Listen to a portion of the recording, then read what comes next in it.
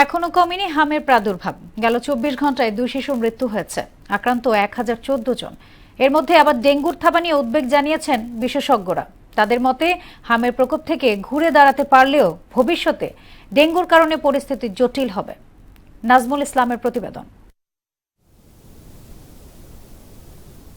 ৪ মাস পার হলেও দেশে এখনো নিয়ন্ত্রণে আসেনি হামের প্রাদুর্ভাব। এখনো দৈনিক ৩ থেকে ৬ জনের মৃত্যু হচ্ছে।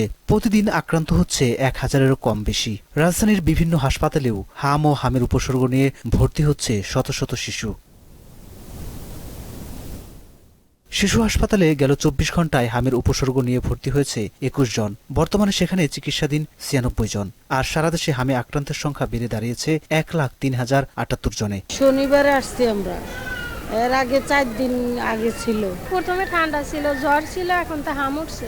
লিভার স্পিনের সমস্যা, ওটা থেকে এখন আবার হাম হয়ে গেছে। তবে চিকিৎসকরা জানান টিকাদান কর্মসূচির ইতিবাচক প্রভাব দেখা যাচ্ছে। এপ্রিলের তুলনায় হামে আক্রান্ত রোগীর সংখ্যা অনেক কম। নতুনভাবে হামে আক্রান্ত হয়ে রোগী আসতেছে না বললেই চলে। যেগুলো আসতেছে বলতেছেন যে হামের ওয়ার্ডে অনেক রোগী আছে, এখনো ভর্তি হচ্ছে কোন রোগী, এগুলো হাম জটিলতা নিয়ে কিছু কিছু রোগী আসতেছে। ভ্যাকসিনটা সফলভাবে দেওয়ার জন্য আসলে নতুনভাবে আক্রান্ত হচ্ছে না। আমি বলবো এটা ভ্যাকসিন দেওয়ার সুফল। অন্যদিকে হামের প্রাদুর্ভাবের মধ্যেই শুরু হয়েছে ডেঙ্গুর আতঙ্ক।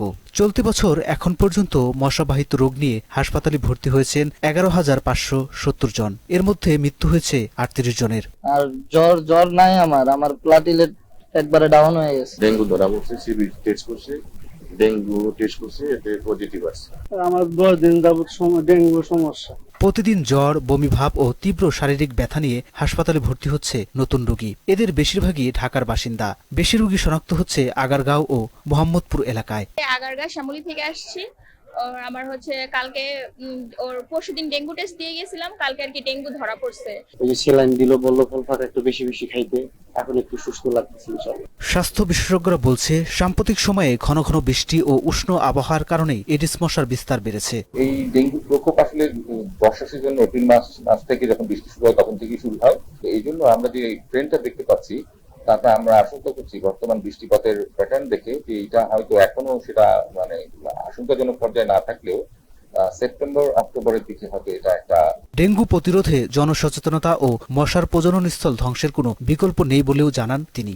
সামাজিকভাবে এটাকে প্রতিরোধ করতে না সক্ষম হই তাহলে হয়তো এটা সেই গতবারের মতোই রূপ ধারণ করবে। নাজমুল ইসলাম, ভুনা সংবাদ, ঢাকা।